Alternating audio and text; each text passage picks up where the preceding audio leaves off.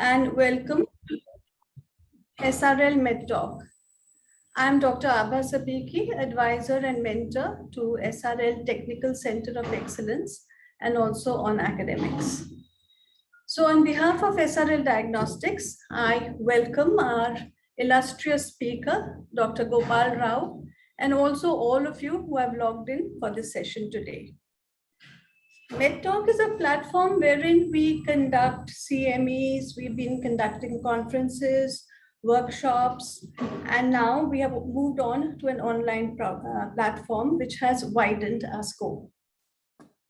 Today, we will be going through antimicrobial stewardship in practice, and I would like to introduce the speaker, Dr. Gopal Rao. Dr. Rao has done his MBBS from Armed Forces Medical College, followed by his MD from Institute of Microbiology, Madras Medical College. He has then gone on to do MRC path and FRC path from the Royal College of Pathologists, UK.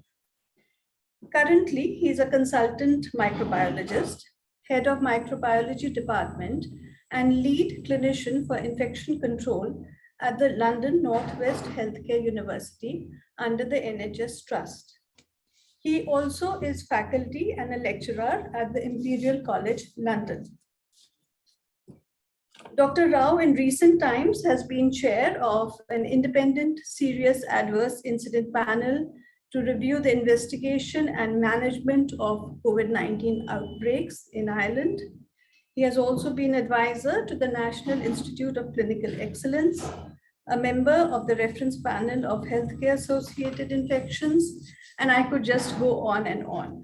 But importantly, he has worked extensively. He has done a lot of research in Group B streptococcus screening programs, maternal screening, and prevention of neonatal infections, in hand hygiene, and his reference paper forms the basis of the WHO Global Hand Hygiene Campaign. This is the same protocol that we follow here in India too. He has numerous credits and awards to him. Most importantly, he has been appointed OBE for services to medicine and healthcare. I would now request Dr. Rao to please start his presentation. As always, questions can be put on the chat and they will be addressed at the end of the session. Should I start? Thank you, Dr. Abha Sabiki. Thank you, Farasat Khan, for inviting me to speak on antimicrobial stewardship in practice. It all came about when I spoke to Dr. Abha Sabiki, talking about possible plans to return to India at some stage. But opportunistically, she said, why don't you speak to us about a topic which you like? And the topic that I've chosen for today's presentation is antimicrobial stewardship in practice. I've chosen this topic largely because antimicrobial resistance is a global emergency. We all recognize that. And India, more than any other place, we have a major issue with antimicrobial stewardship. So I thought, what do I do? There are a lot of papers written on the subject. There are a lot of research done on the subject.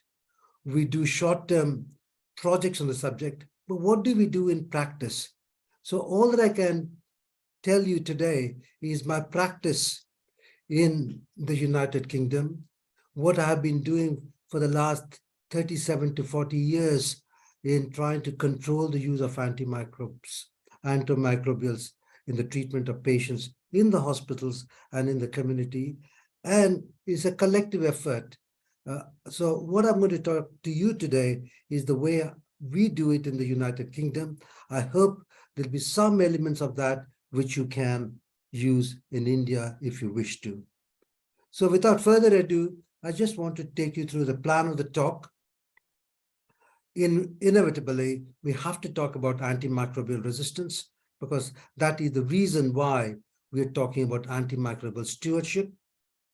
I'll talk about antimicrobial resistance in the United Kingdom largely, But I'm tempted to talk about India, not because I have any major expertise in the subject, although I did my MD in India all those years ago, but mostly because the ICMR has recently published a report based on the information from several sentinel centers up and down the country, and I noticed SRL Laboratories is one of them.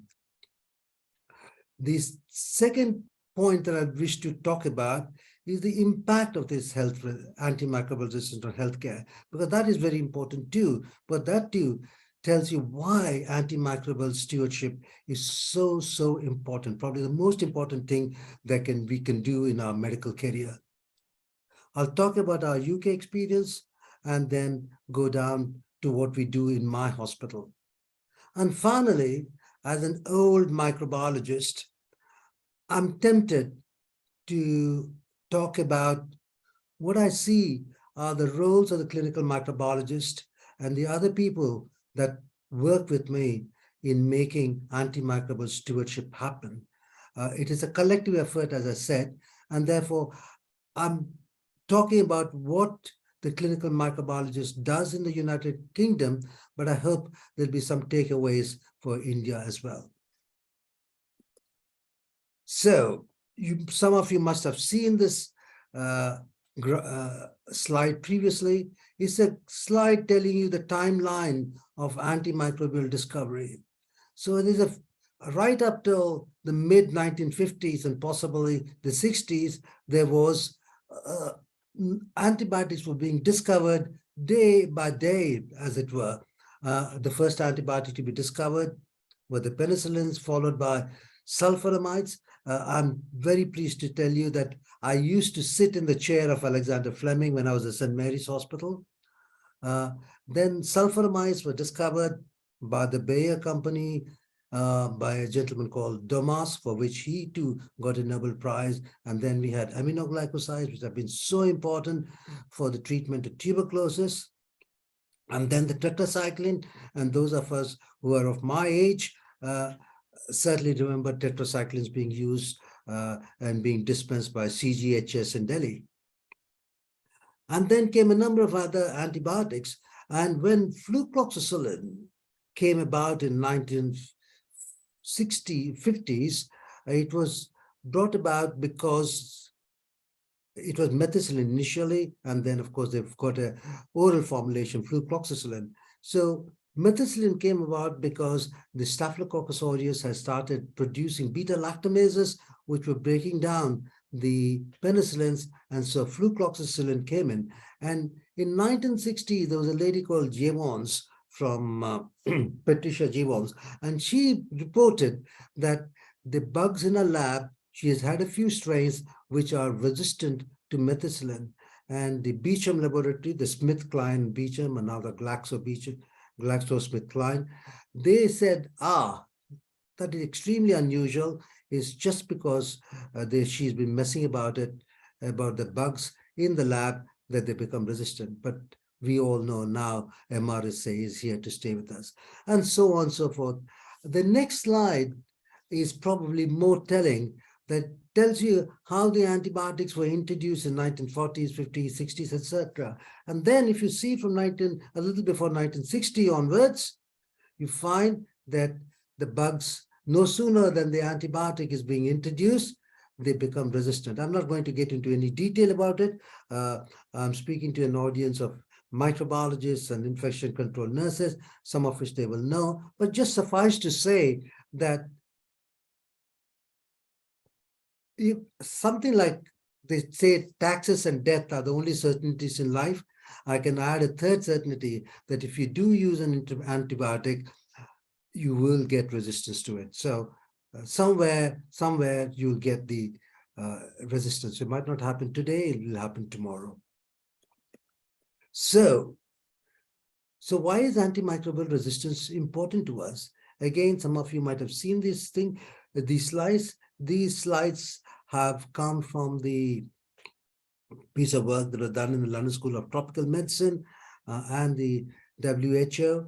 Briefly, every 3 seconds, someone is dying of a bug, infection due to a bug which is resistant to antibiotics. And I have seen papers from India, I've seen papers from South Africa, and I have come across patients, although they have not died, who have had virtually untreatable infections. And it is said that by 2050, 10 million people will die every year of antimicrobial resistance, more than many other causes of death. The blue one next to the dark purple one is, are you able to read it? I think it's cancer. So it will be more than cancer, and cancer gets disproportionate amount of attention, and yet antimicrobial resistance deaths will be more than cancer by 2050. So this is a commercial world, and people understand money. They don't understand altruism. And therefore, how much will it cost? It is estimated that it will cost more than $100 trillion a year. That will be the impact on the world GDP. So where are these antibiotics being consumed? I mean, they're consumed everywhere. It is so important. It's one of the linchpins, cornerstones of a modern medicine, and a lot of things that we have today are only possible because we can give antibiotics, whether it's surgery, whether it is cancer, whether it is hematology, bone marrow transplant. All those things are possible because we got antibiotics. So antibiotics have been a great boon to the mankind. And I can tell you that probably the largest number of Nobel Prizes have been in microbiology, and a significant proportion have been in discovery of antibiotics. So where are they being used? The darker shades of red are the ones where they're being used. And you can see South Africa, you can see Turkey in the middle, and I'll just concentrate on India. India is not that dark, but dark enough. And that is, we have a very high consumption. Worldwide, we have the largest consumers of antibiotics. But per capita, United States of America is the largest consumer. So without further ado, I'll move on to what we do in the United Kingdom. So there is a program called the SPARD program, which looks at antimicrobial utilization and resistance. As I mentioned earlier, that the nexus between the use of antibiotics and resistance is absolutely clear. The more you use, the more resistance. The only exception I've found, and this is for the microbiologists, for one reason or the other, group A streptococcus, despite all the use of penicillin, have not become resistant. However, group B streptococcus are slowly becoming resistant. They're developing those penicillin binding proteins which are not binding penicillin. So moving on very quickly to our United Kingdom data, I just want to draw your attention that we too are experiencing a rise in antimicrobial resistance. So let's look at Escherichia coli, E. coli for short, and the one that we really are interested, or I want to take you through all of them quickly, because when you come to India, you'll see the difference. Ciprofloxacin resistance, roughly 18%. Third generation, that is your ESBLs, is 14%. Gentamicin, still very much in the running. We got only 10% resistance. Carbapenem, take a note of that, is 0.2%, up from 0.1%. Absolutely. And then comoxiclav, I think we have lost it. And yet I use it in combination with amikacin as my first line treatment, so that I do not use carbapenems. And I have very little amikacin resistance. My amikacin resistance is 1%, and roughly that's the figure across the country. So you can go down the line. Klebsiella, which is supposed to be the nastier one, we have slightly higher rates of resistance, but nothing particularly notable. Look at tazocin, which is piperacillin tazobactam.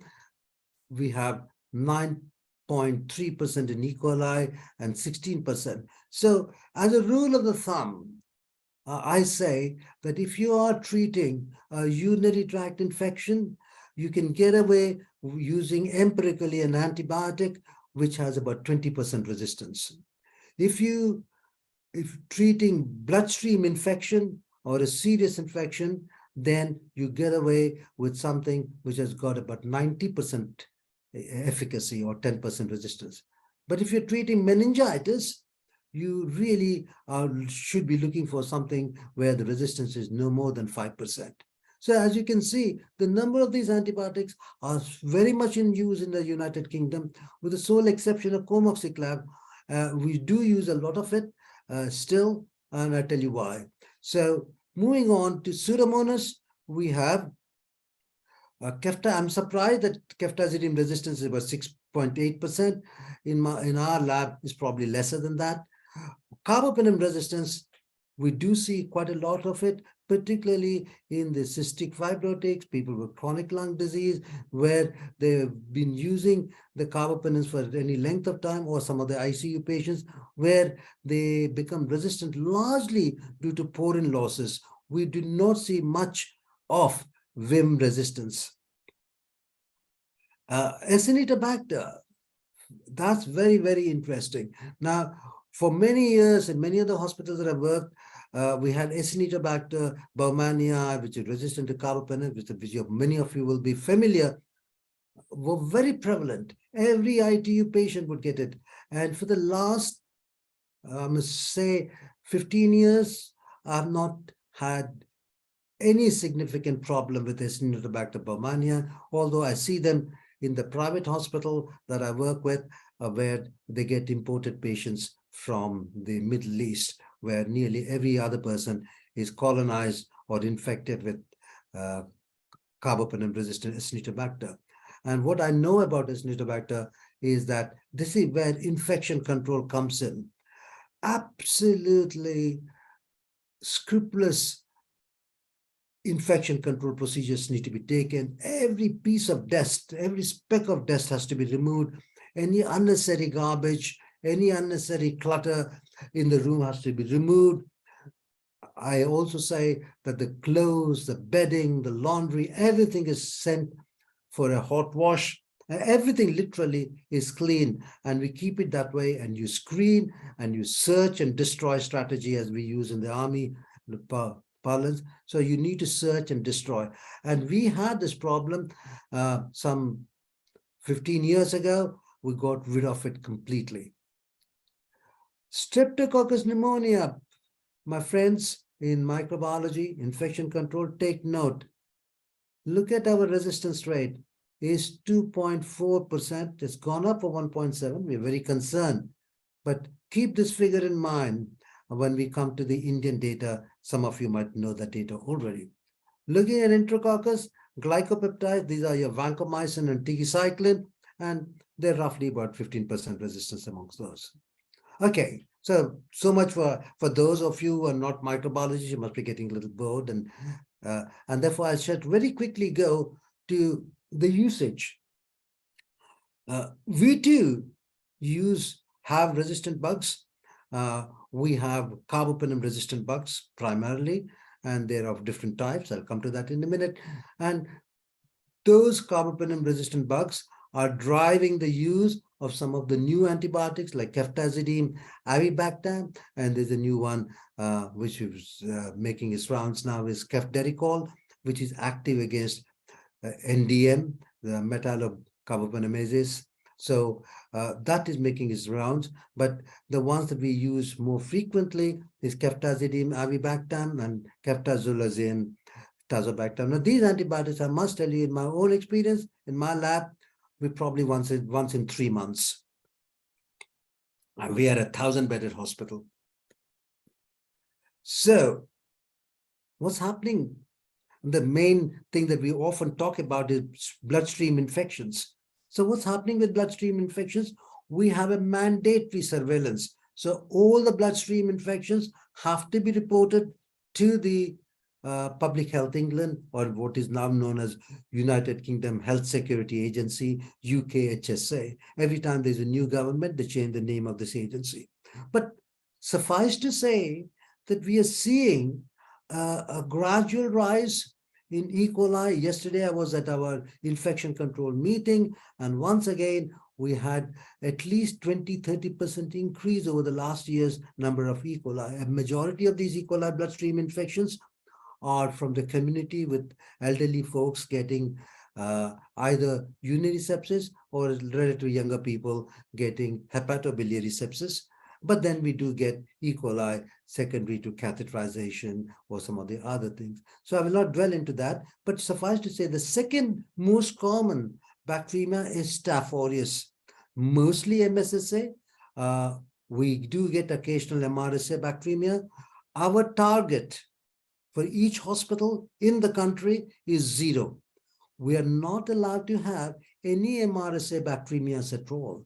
If you have more than 0, which inevitably happens, you find some person who's carrying the organism, somebody pushes it into the bloodstream, then we are penalized or told off at the very least.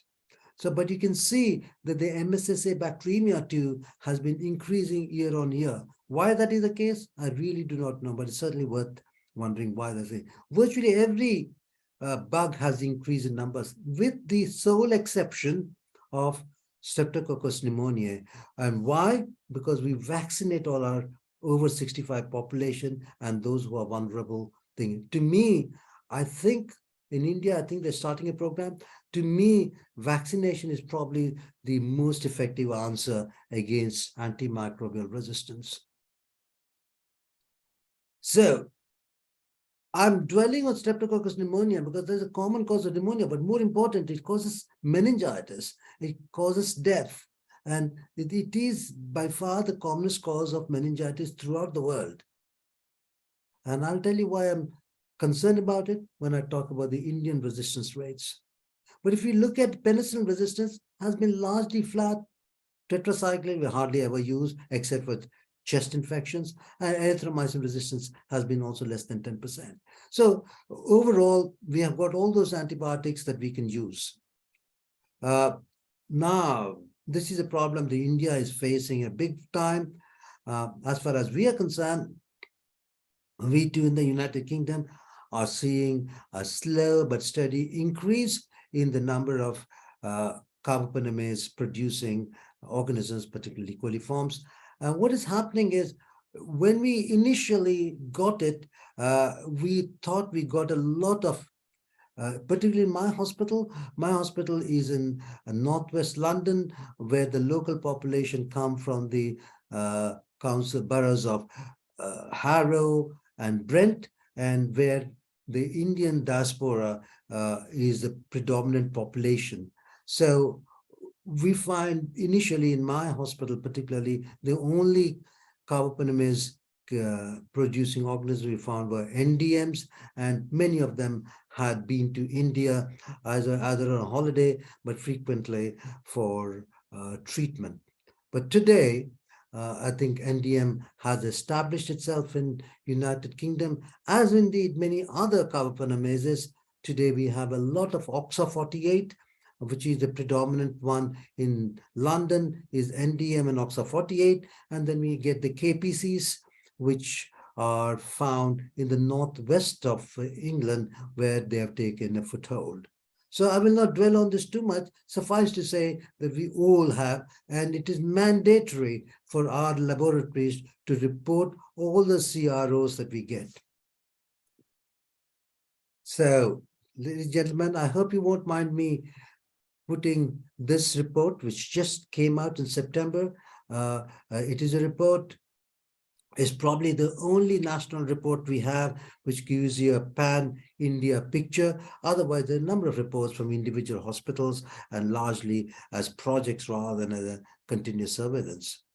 So these are the places which have, as you can see, it's all over India from north to south, and there were 20 centers in all, and there's some nodal centers, which you can imagine the usual suspects of PGI, AIMS, JIPMA, CMC. I'm sad to see AFMC is missing, but be that as it may, it is one of the 20 participants, and SR level laboratories have contributed to this data.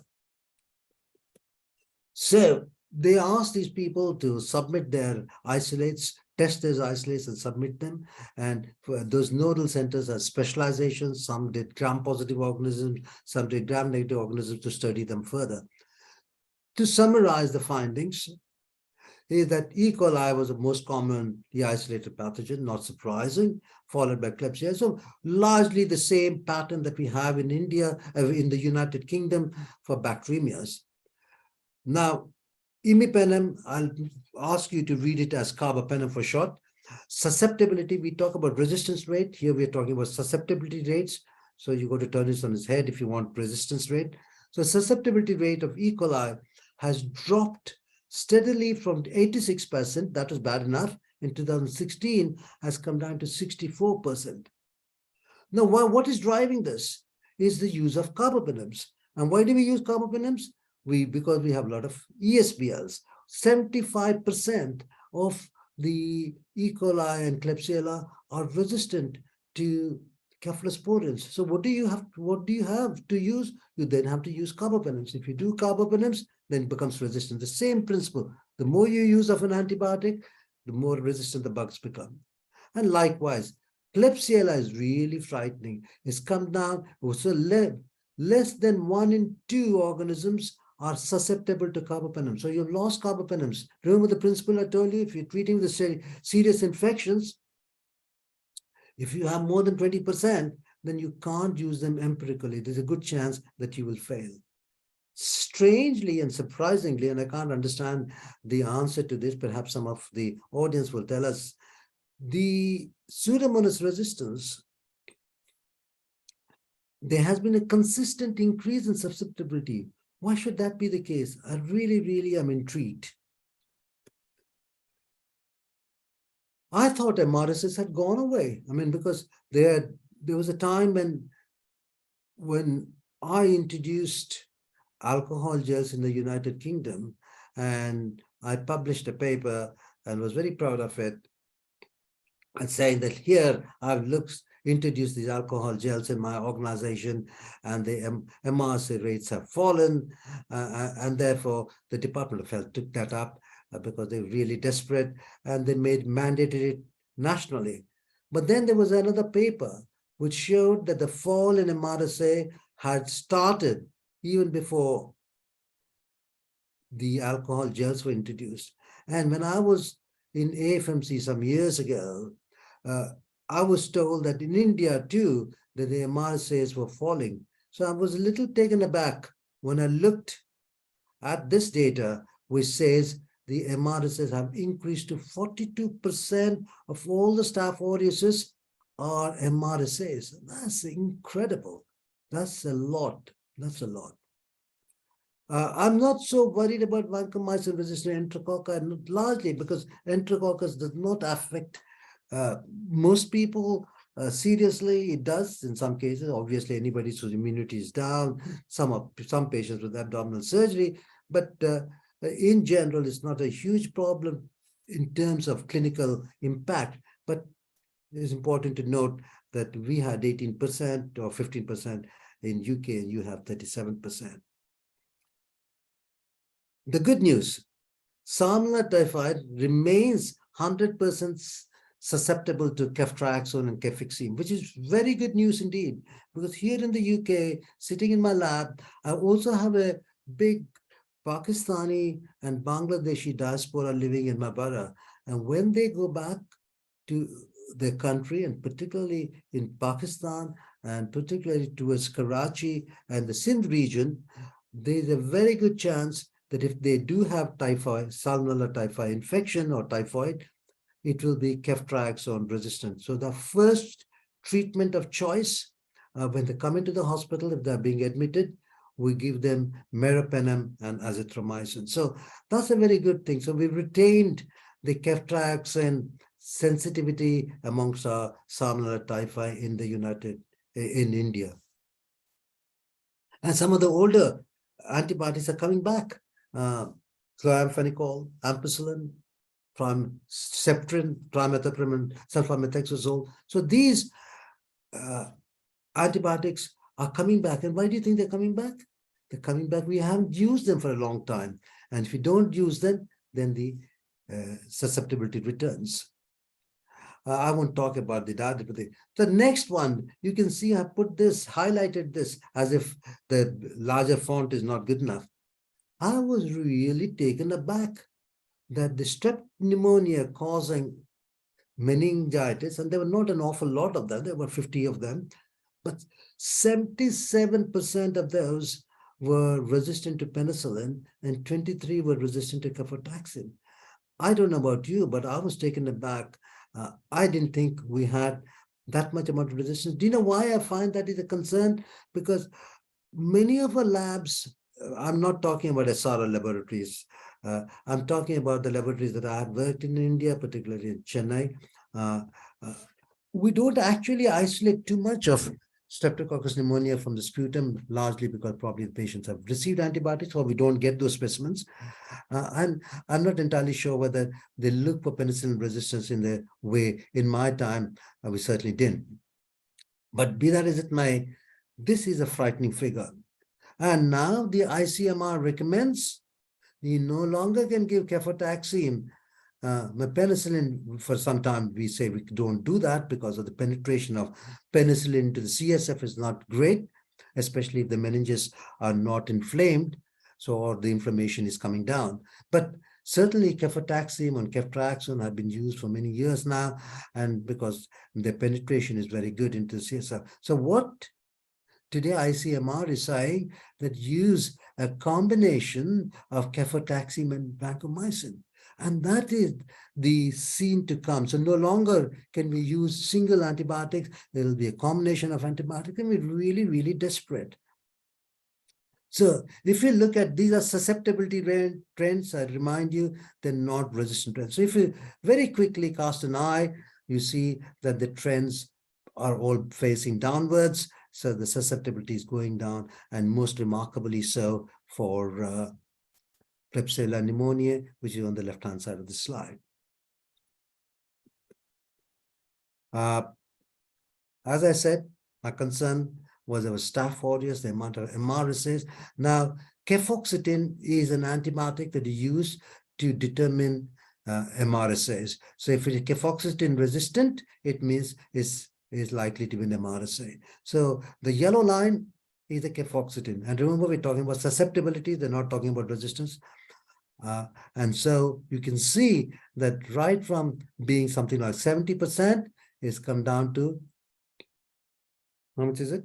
60% susceptibility. So really you cannot use a flucloxacillin if you're treating a serious infection. You might get away if you're treating a skin and soft tissue infection with any luck. But of course, thankfully, I don't know whether it's nature or nurture, is basically that vancomycin and linezolid are still effective, although there's a creeping resistance to linezolid. You do not have much resistance to vancomycin at the moment. So why do we use antibiotics, all of us? And I think it's a number of factors, and you all are aware, and I don't want to emphasize on that, but I have been thinking about it with the thought of if I were to come back to India, what is it that I can do? Kahan shuru kare? Such a massive problem. So I mean, these are some of the factors that play into account, and we have so many segments. We have a central government, we have a state government, we have urban population, semi-urban population, rural populations, and we have so many complexities. And we have untrained sources of antibiotic advice and use, over-the-counter availability, the cost of healthcare, affordability, the number of things, marketing influences. I mean, I'm absolutely convinced that most of our general practitioners get their CPD from their reps who see them. Okay, so I'm not dwelling into all things. And the last line of their laboratory services. I mean, SRL laboratories, LAL laboratories, and one or two other laboratories, chain of laboratories clearly have very high standards. But I suspect that many other laboratories, microbiology is not an earner. And I've been to laboratories where they have one technician who really doesn't know what microbiology is about. The sad thing, and this is a slide which I find very useful, is that if you take an antibiotic today, 2 years down the line, you're still, if you have developed any resistant bugs, they are still lurking around. And we really don't know how long will these bugs last. So today, I've been, as I said, 40 years in the United Kingdom. Every now and then, every few years, I come to India and go back. Will I have any ESBLs? There's a good chance I do. So I think there's a beautiful study that was done from, God, I forget, it's Sweden, and they look at the stools of people who boarded the plane and checked that they did not have any ESBLs, and then went to South Asia, but went to India, and when they came back, many of them had ESBLs. Now, how long did the ESBLs last? They found that it lasted roughly about 9 months. So we have now established that AMR is a big problem in the United Kingdom, globally, and particularly India. So what do? We can tackle it at various fronts. Public awareness. Now, I don't know how much public awareness is there. AMR was Aao Milke Roke was the slogan that was raised. How much was it publicized? Was it translated into Tamil, Telugu, Bengali? I really do not know. And then, of course, antibiotics in agriculture and environment. There's a lot of work that's going on in One Health. In India, I know the ICMR and the Department of Agriculture and Fisheries and Health collaborating with IIT Delhi and other people. And then a number of things. We all understand that. I would just draw your attention to vaccines. And I think, to me, vaccines is probably the main answer that we have. And the other is rapid diagnostics, which are affordable. There was a Millennium Prize. A millennium looks around the corner for me, but it was 20 years ago. So the Millennium Prize, which was announced for its worth, it was worth 10 million pounds or dollars, I can't remember. And they asked for what is the most burning question in healthcare today, and they settled that antimicrobial resistance was the biggest problem. And so they asked people to ask the most burning question, and they said the most burning question was diagnostics. Finding a rapid diagnostic method to differentiate bacterial infection from non-bacterial infection that is affordable. It's not saying that I'll do a PCR in my lab. That's not good enough. It has to be affordable at a very basic level, which the auxiliary healthcare worker can use. And that has yet not been discovered. So it was not called Millennium Prize, it's called the Longitude Prize. It's called the Longitude Prize because a similar prize was announced by the king when they could not find out the easiest way to determine the longitude when they're navigating. So what is antimicrobial stewardship? Antimicrobial stewardship is choosing the right antibiotic for the right patient at the right time with the right dose, right route, causing least harm to the patient and future patients. And that, I think, is most important. No other field of medicine, मैं microbiologist से surgeon का बाप समझता हूँ. The surgeons and microbiologists have one thing in common. We are the only guys who knows the cause and the cure. If the haddi is broken, we fix it as a surgeon. If we find a bug, we treat it. Most of medicine is guesswork. And anything that they've done in medicine, which has made a difference, is largely surgical. So that's fine. We do that all the time for individual patients. That's what microbiologists do. But we do beyond that. We talk about public health.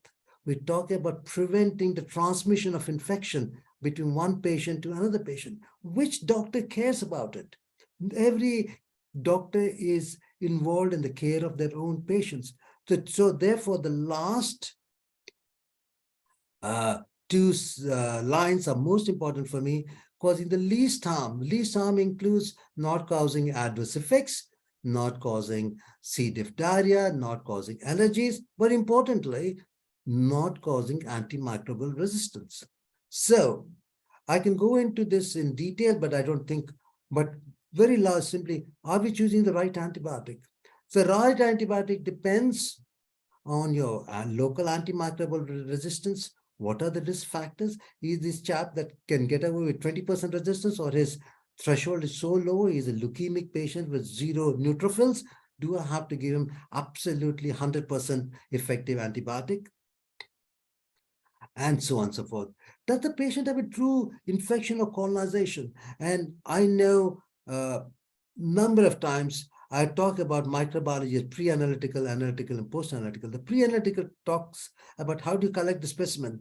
And in the United Kingdom, we have very elderly patients who get treated. I'm overrunning slightly, but just suffice to say that each of those elements has got something that we need to consider. Now, there's one thing about antimicrobial stewardship, is that, does it work? Is there any evidence?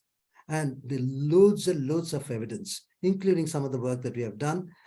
But most of the studies on the left of the line that you can see, which says 1.0, are the ones demonstrating efficacy in reducing the antimicrobial resistance. And this challenge is to all our microbiologists. Can any one of you ensure that you can any one of you take up the challenge to reduce the prevalence of any antibiotic resistant organism in the organization? I think that'll be a real challenge. And how you do it is a different matter, but you with the infection control team and the antimicrobial stewards should be able to do it. So what has been done in the UK? In the UK, we see antimicrobial stewardship as a key priority. Absolutely, it's a diktat from the top. NHS is very much like the military, because one public sector organization, we have a fantastic command and control strategy. We have our problems, but if something comes from the top, it is done, percolated right down to the bottom, and I have to do exactly what the minister wants. And then we have incentives, carrots, so they'll give us more money if we comply with it, GPs particularly.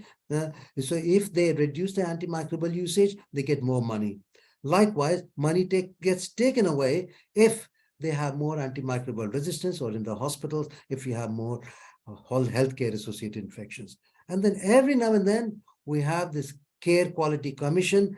They come often unannounced, and they look to see, and if we do badly, then the hospital is placed under special measures, and the exec will be taken aside, and a new exec will be brought in to manage the organization, and so on and so forth. Most of all, the CEO and the chairman of the board are held accountable. They can lose their jobs. This is seen as a significant, important part of the jobs. So, has this worked for us as a nationally? You can see it certainly has. But not across the board. The most amount of prescribing done in the United Kingdom is by the general practitioner. I'm sure in India that is the case. But look at your resistance isolates, they all come from teaching hospitals. So we have not captured the essence of antibiotic use in India outside of the teaching hospitals. But in the United Kingdom, 70% of the use is in general practice. But their rates of resistance are going down, and their use is coming down. However, within the hospitals, it's increasing. So I'll just very quickly turn to my lab. I know I've nearly finished, have I? My time? I'll just very quickly go through this. So this is my lab. It's a modern lab. We have robotic systems which take the plates to the, we call them biomedical scientists. We don't call them technicians. They're all sort of postgraduates, and they read the plates, not the microbiologist. I spend my time, because I'm medically trained, more on the wards and speaking to the clinicians.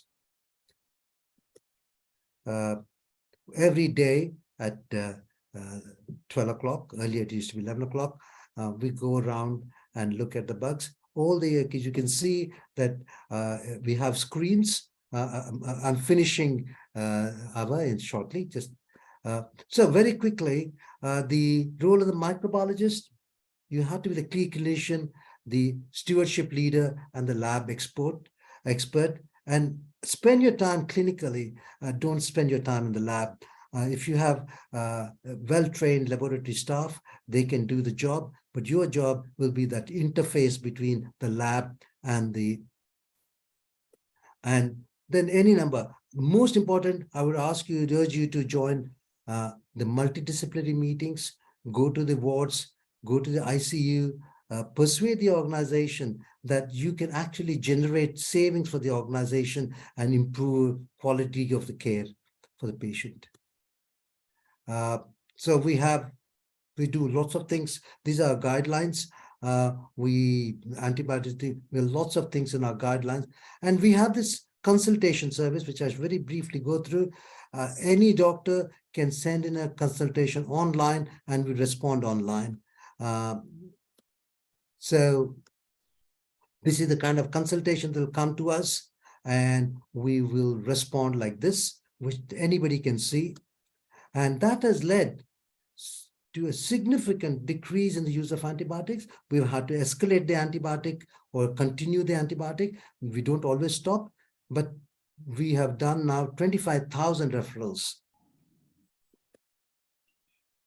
To me, if you don't have one, the best investment that you can have within a hospital for antimicrobial stewardship is an antimicrobial pharmacist. If you don't have that, just persuade your chief exec to invest in it instead of another microbiologist. I would even say that. They will be your eyes and ears. They are the ones who will develop the guidelines. They are the guys who will get you the data that you require. And I can circulate the slides later on, but they are so good. My antimicrobial pharmacist is absolutely a delight. She's so good. She's academic, she's practical, and we've done lots of things. She's now recruited antimicrobial champions right across the organization. Infection control nurses, I can't praise them enough. And their job is a very difficult one, because nobody can see what they prevent. And they swing into action only if there is a problem. So I think they have a very difficult job. But that said, if you don't have the bugs circulating around, spreading within the lab, these bugs wouldn't have, AMR wouldn't have emerged to the extent that it has. In my hospital, I have a challenge that we do not spread a CRO. So in the last 10 years, I have one instance of spread of CRO between two patients, just two patients. So that's your challenge. And I can't overemphasize how important it is for the infection control team to be given the authority to challenge poor practice. So I will very quickly go to the last slide, which is the role of the chief exec. All this will not happen without the blessing of the chief exec. And chief exec himself should be responsible to the board, saying that the board will take him to task. He can delegate it to somebody else, but the ultimate responsibility lies with the chief exec. In United Kingdom, a chief exec has vicarious responsibility for healthcare associated infection deaths and can be sued and prosecuted for manslaughter. And finally, I know you're a commercial organization. I can tell you that I work for a big chain of hospitals in the United Kingdom, uh, private hospitals called Circle Health or BMI previously. As soon as you pick up the phone, they say, we have the lowest rates of MRSA and C. diff infection. To tell the patients that come to us, you'll be safe. And I mean, I take pride in the fact that I started that in those chain of hospitals. So that is my presentation. I'm sorry I overrun by 5 minutes. And I'll stop sharing the.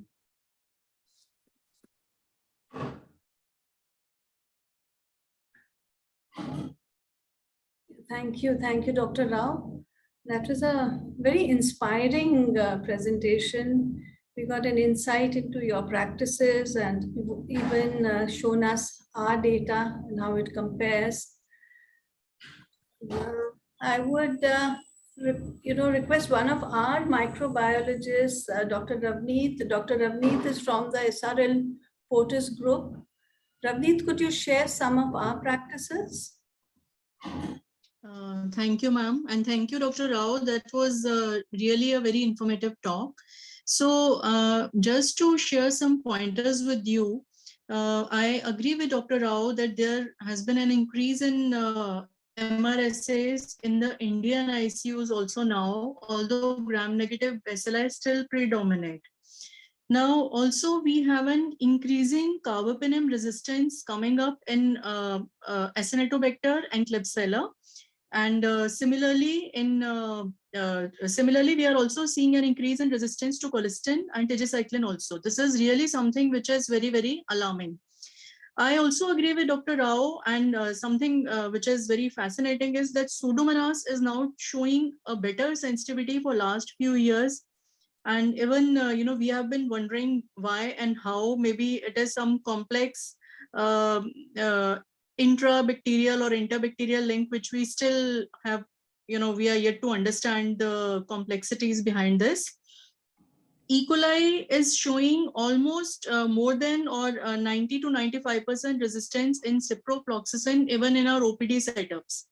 And similarly, I would say in Salmonella, there has been a complete loss of sensitivity to quinolones, to ciprofloxacin. Hardly ever we see that some isolate is coming sensitive to ciprofloxacin. And even so that we are putting up this note in the patient comments also that, all fluoroquinolones to be used judiciously in view of this sensitivity.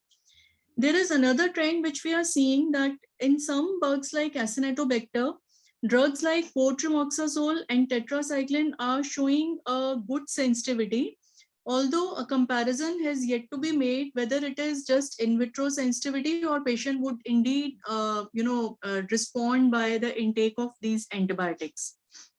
Another thing which I noted and which I wanted to share with you is that for Streptococcus pneumoniae, we suggest that do not rely entirely on the automation, because at times we feel that because of the overlapping biochemicals between different Streptococcus species, sometimes the automation also misses it.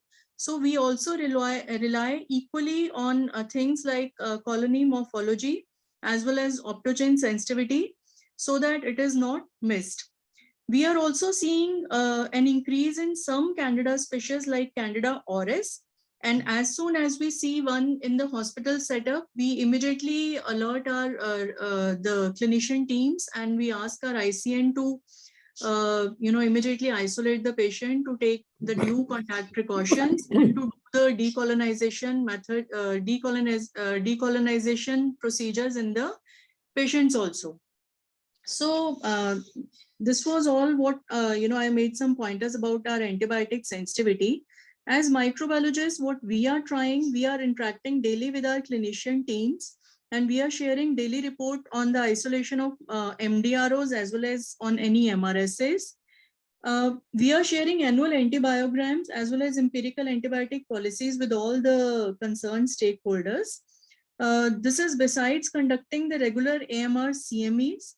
We are also conducting daily AMR audits in the clinical areas on the culture practices, on escalation as well as de-escalation practices. And then after that, we are having regular meetings with the concerned clinicians to make them aware about what needs to be done and how we can strengthen this AMR program. I would also like to share that there have been some real path-breaking decisions on the part of government also, like restricting the sale of certain antibiotics or controlling the use of some antibiotics in poultry, which was previously in rampant use. As labs and many private labs and many organizations are now part of policy-making committees, which are sending regular recommendations to the governments. There also have been some changes, like there has been a change in the curriculum of undergraduate medicine students, and now they are made aware of all these things at the undergraduate level also. There are still many more recommendations which are in pipeline, and I'm sure there will be due action in coming times. So I'm sure these things would be very helpful in the coming times, and we still have far to go. That is all that I have to say to add on to it. Thank you. Can I Thank ask- you, Dr. Rao. I think Ravneet, I collaborated with some lady called Navneet Kaur. She was in AIMS Jodhpur, I think. She's also a ID micro. She's Okay, called sir, I Navneet have Kaur. been here. I mean, I have never been in AIMS Jodhpur, so I'm sure. No. There's another. She's Navneet, not Okay. Ravneet. She's Navneet. Anyway, the reason I mention it is that I think you're doing an amazing job. And I mean, the challenge that we have in India, and I say we because I feel I'm a part of India, I keep coming all the time and trying to think, is an immense one. It's not just, I mean, you can talk about Fortis hospitals at the top end of the scales, but what happens at the GP level, what happens at a rural level, we have a huge problem. And I think they're beginning to take it seriously. We're beginning to make strides. Our biggest challenge probably is that there might be a federal initiative, but state governments have not necessarily. I've been looking at a paper, not taken this problem as seriously, and importantly, that it's not a vote winner.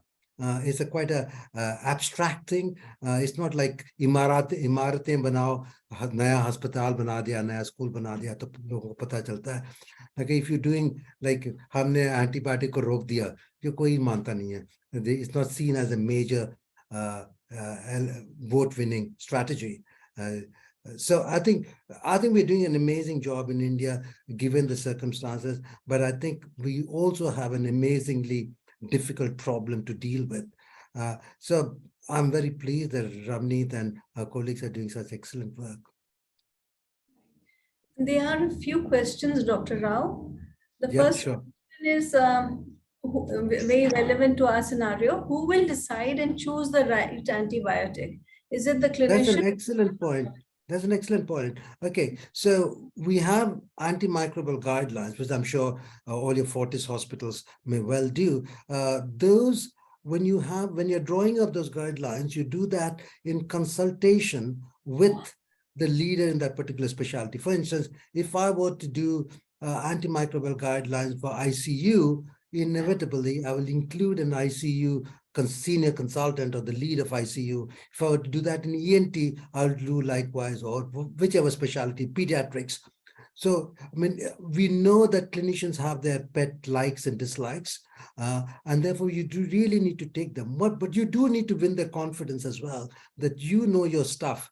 About the antibiotics, you understand the pharmacokinetics, you understand the needs of the younger patient, you know that little child, you don't want to give them 3 times a day antibiotic, you know that they would rather ambulate rather than keep them tied to the bed. So you need to be very perceptive about the needs of the clinician. Yes, you do need to produce guidelines. Those empirical guidelines are by far the most important thing that a microbiologist can do. Now, because that's where you start. Because what happens is once you start, very few doctors would change the patient responding. Why change a winning combination? So I would say that the antibody that they initiate, the doctor should feel that he's doing it of his own volition, but in fact, he's doing it according to the empirical guidelines. And empirical guidelines can be a little, it doesn't have to be very strict. I did a debate with one of the national leaders called David Livermore, and I had a debate. I said we should have strict guidelines. He said, no, you should have a cafeteria of choice, so that the clinician feels that I can use a cephalosporin, I can use an aminoglycoside, I can use a quinolone. That way, you reduce the antimicrobial resistance, because if you must, it's like squeezing the balloon. You use too much of one particular antibiotic, it invariably becomes resistant to it. So if you use a little bit of cephalosporins, a little bit of quinolones, a little bit of aminoglycoside, a little bit of something else, then you find that the bugs are not becoming as resistant. So I personally feel that it is a joint effort. The clinician should be made to feel that he's making the choice, but in reality, you have really made it such that he feels that it is choice. So the choice of antibiotics ultimately has to be the clinician's. It's their patient. I mean, I stopped the antibiotic in a sickle cell patient with the avascular necrosis the other day, because the radiologist told me that this patient doesn't have any evidence of infection around the avascular hip joint. And I chair the MDT for orthopedic infections. So the hematologist has come back to me, written to me, no, Dr. Rao, I feel this patient is a high-risk patient. His CRP is 276, his white cell count is such and such. I want to continue my teicoplanin and meropenem. So what do? I said, by all means do. But I just want to point out that if you think it is an infection, that you're talking about treating for 3 months or so. And if you're treating as a prophylaxis, okay, it might be all right, but why would you want to give meropenem and teicoplanin for prophylaxis? And I left it at that. It is entirely his call. Right, right. There is another question. This is biofilm is a big hurdle in antimicrobial treatment. What will you suggest to manage biofilms effectively? I mean, that's a very good question. I don't think any of us really knows how to tackle with biofilms. Some antibiotics are considered better than other antibiotics. I'm sure I come across that all the time. We have an intestinal failure unit because these are the patients who have had vast amounts of their small intestine taken away, and they have a sort of a couple of centimeters of the small intestine. Now they call it intestinal rehabilitation unit, and they are on intravenous nutrition all the time, and no doubt, I'm sure I'm encountering biofilms, and in those cases, as far as possible, we try to salvage the lines, because that is the lifeline. That's how they get fed. They have lines for 10 years and 15 years. So they have Portacats and they have Hickmans and they have PICC lines.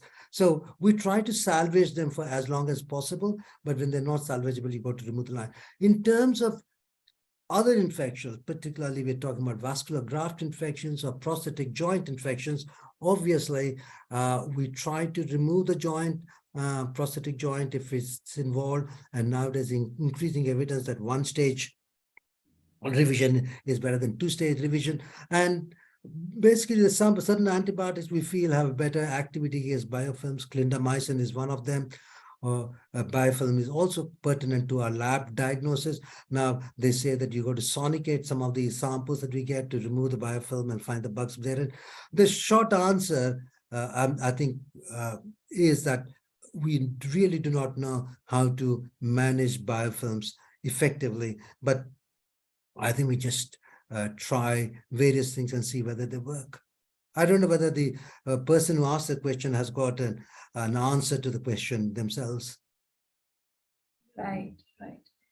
We'll take one last question, and the question here is, what will be the approach for implementing antimicrobial stewardship in a new hospital? Because we would not have local data on antimicrobial resistance pattern. So that's a very, very good question. In fact, you have an absolute living experiment. Your first job is not to have antimicrobial resistance. And I got a new hospital when I was in Lewisham, and my first job was to see whether I can stop the bugs, resistant bugs from coming there in the first place. So I took swabs from various places. I took air samples from various places to have a baseline data to see how long was it before I found the MRSA and the C. diff and VREs and other organisms. And that project really worked for a year or so. And before long, by the time the patients were transferred from here and there, soon we could find MRSA in the environment. But coming back to the question is, when you're starting a new hospital, I think you don't have passes. You have to rely on what are the local resistance rates from other data that you have. But if you don't have local resistance rates, you have to rely on the national resistance rates.